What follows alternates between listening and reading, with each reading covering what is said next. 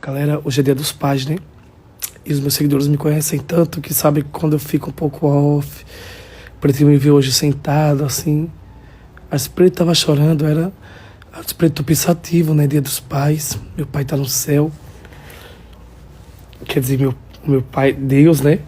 Mas tem o meu papai que me teve junto com a minha mãe, que tá no céu, tá junto com a minha mamãe no céu. E daí eu, nesses dias, tipo assim, Dia dos Pais, Dia das Mães, Natal, eu sempre fico muito reflexivo, eu fico mais. A energia parece que baixa um pouquinho, sabe? Eu fico observando, fico reflexivo, bate saudade. Aí tem as boas lembranças que a gente pensa. E é isso, meus seguidores me conhecem tanto que começaram a mandar um monte de mensagem pra mim. Amo vocês, tenham um feliz Dia dos Pais e dê valor enquanto você tem o seu pai. Uma coisa que eu agradeço muito a Deus é ter sido o melhor filho enquanto eu tinha meu pai e minha mãe, sabe? Imagina quão eu ficaria mal hoje. Saber que é Dia dos Pais, eu tinha o meu pai e não dava valor, não dava carinho, não dava atenção, não me preocupava com ele, entendeu? Então não importa a dor que talvez seu pai lhe causou, se, enfim, é porque dor só sabe quem sente, né? Também não posso julgar, porque eu sei que muitos pais abandonaram seus filhos, são ingratos, não foi bom pai. Por exemplo, a lembrança que eu tive do meu pai, eu já perdoei meu pai há muito tempo, mas meu pai tinha 2 revólver na época, meu pai era alcoólatra.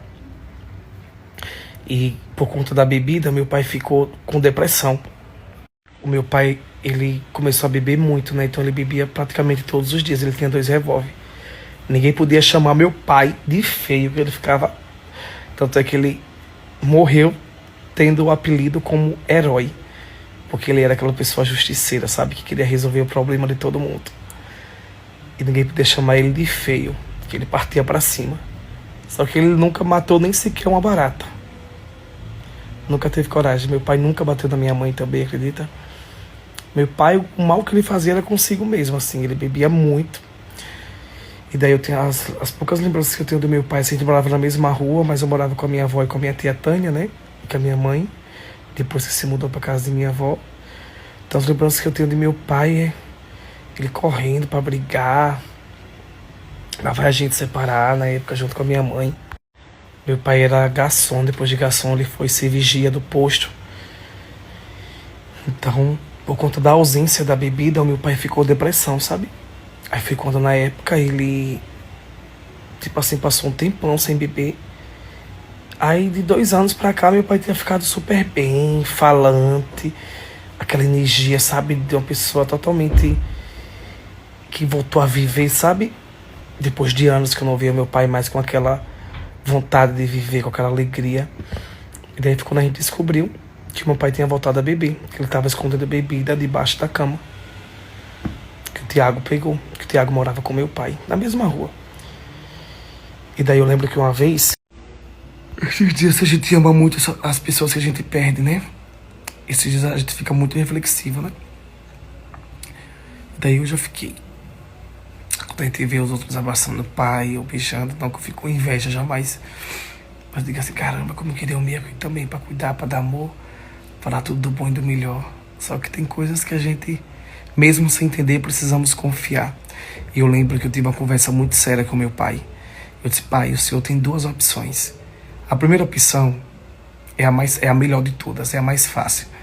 Que é o senhor, eu poder proporcionar tudo que eu sempre sonhei um dia dar pro senhor. Uma casa nova, um carro maravilhoso. O senhor cuidar da sua saúde, ir pra academia, tudo. E a outra opção, essa eu não posso pagar o preço porque é a sua escolha. A primeira opção, eu posso proporcionar tudo que Deus me deu, junto com seus outros filhos, que é o Babau e o Tiago, né? Carol e Cauã é da minha mãe com outro homem. Eu já contei isso aqui pra vocês. O pai da Carol e do Cauã tá vivo ainda.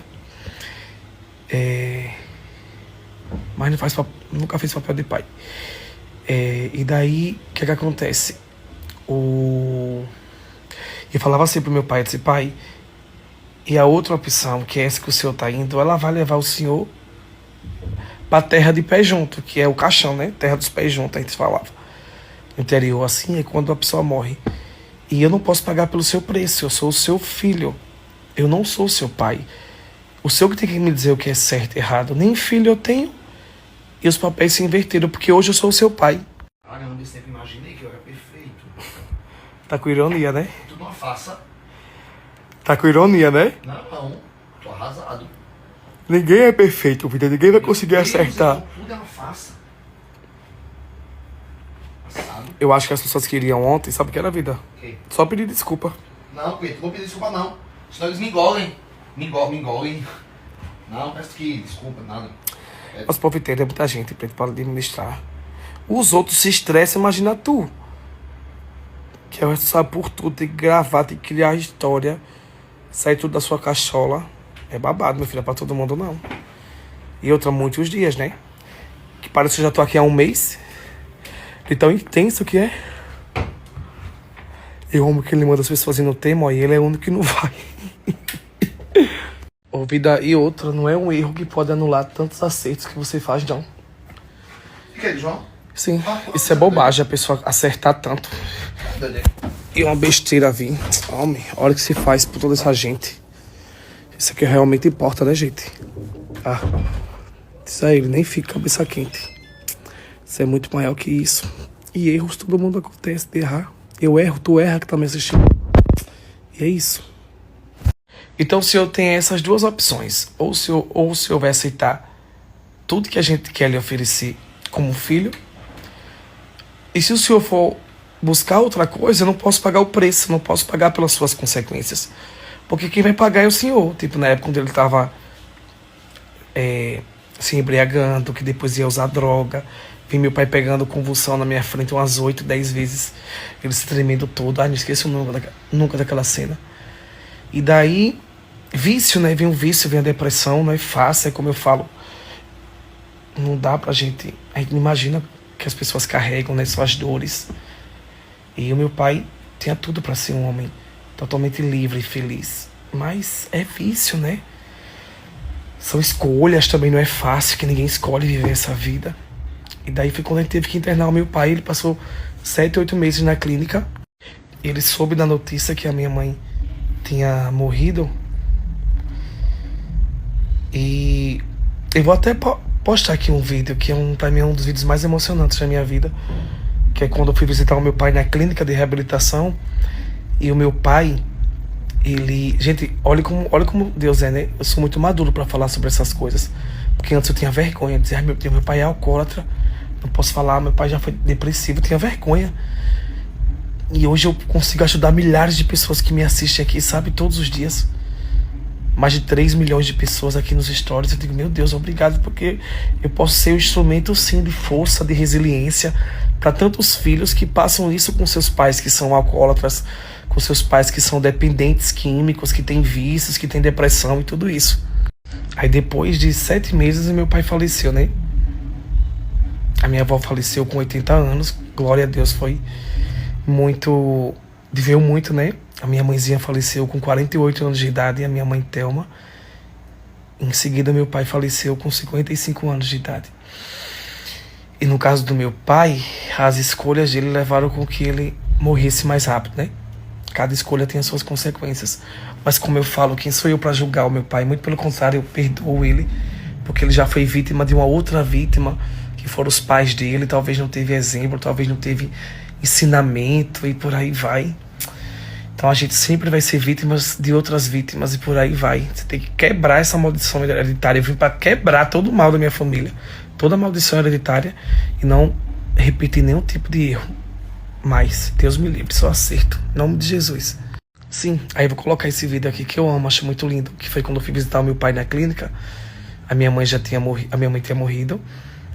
Meu pai, aí foi depois de 3 meses eu fui conseguir ver o meu pai junto com meus irmãos. Ai, é uma cena muito marcante, eu não esqueço nunca essa cena. Meu pai me dando colo, acho que pela primeira vez eu senti um colo de pai. Que eu sempre dizia assim, pai, qual é o dia que o senhor vai ligar pra mim? E vai dizer, filho, não vá por esse caminho. Meu filho, faça isso, eu nunca ouvi isso de um pai. E isso me doía muito. Eu chegava a dizer, pai, hoje é meu aniversário, me dá um abraço. Meu pai, por ser depressivo, ele nunca sabia de data, enfim. A gente já deu banho no nosso pai, meu pai na cama, sem querer tomar banho, a gente tinha que jogar água nele, dar banho nele na cama pra ele poder tirar aquele cheiro, mau cheiro mesmo, assim, sabe? Podre. Ai, são muitas coisas, muitas histórias, de verdade. E daí meu pai, quando a minha mãe faleceu, ele começou a ficar meio que louco, assim, a gente acha que... Meu pai, ele começou a ter uns delírios, dizendo que tava vendo a minha mãe, que via a minha avó, que dizia que a minha avó pediu pra gente não parar de rezar, disse que via a minha mãe. Meu pai e minha mãe, por mais que eles estavam separados, eles tinham um ao outro como amigos, sabe? Por exemplo, a minha mãe nunca deixou de fazer almoço pro meu pai, a minha mãe nunca deixou de arrumar a casa do paiinho. Então, ai, quem falasse mal do meu pai, que a minha mãe ficava puta. E eu dizia assim, pai, nem filho eu tenho. Liga pra mim, briga comigo. Olha que coisa louca, eu cheguei a pedir o meu pai pra ele brigar comigo, pra mim saber o que é o sentimento de alguém puxar minha orelha, puxar minha atenção, que eu nunca tive isso. Só da minha mãe, da minha tia, da minha avó, né? Mas pai, assim, uma presença masculina assim, eu nunca tive. E daí, como o amor da vida do meu pai sempre foi a minha mãe, eu disse assim, o meu pai não vai aguentar, meu pai vai morrer. Quando a manhã morreu, aí meu pai saiu da clínica, meu pai quando entrou e viu a realidade na casa de minha mãe, meu pai começou a gritar, se espernear, botar a mão na cabeça. Nossa, sabe quando eu fico pensando nessas coisas, ou as lembranças que eu digo assim, meu Deus, obrigado por ele ser tão forte, sabe? Obrigado por o Senhor me manter de pé diante de tantas coisas, por me manter de luz. Eu ainda sei, eu tenho tanta força que ainda consigo passar para outras pessoas. Quem explica? Só Deus. Vou colocar aqui o vídeo quando eu encontro com meu pai na clínica, logo após a minha mãe tinha falecido. E foi a primeira vez que eu senti um abraço de um pai de verdade, que ele disse, meu filho, eu estou aqui. Eu sou seu pai, eu te amo, você nunca vai estar só. Olha que lindo esse vídeo. E quando a minha avó faleceu em 2020, né? E daí veio a minha mãe que faleceu em 2021, que pra mim foi uma perda que, enfim, eu não consigo... Foi a mais choque de todos, porque a minha avó faleceu com 80 anos, né? A minha mãe com 48 anos, uma cirurgia que ela fez no coração. E o meu pai, gente, sendo bastante sincero. Olha, a minha avó morreu em 2020, minha mãe em 2021 e meu pai em 2022. Então, foi depois, tipo assim, 6, 8 meses, uma perda atrás da outra. Só Deus pra me manter de pé. E daí eu lembro mas eu sabia que meu pai, uma hora ou outra, ia dar mal, sabe? O vício, a depressão, os remédios que ele tomava. Ele passou uns 10 anos sem beber. E quando ele voltou a beber, que ele começou a beber e a usar droga, eu disse, meu Deus, meu pai vai morrer, eu tenho certeza, porque é uma escolha que vai ter consequência. E é como eu falo, né? É vício. Ele já se internou mais de 4 vezes, meu pai.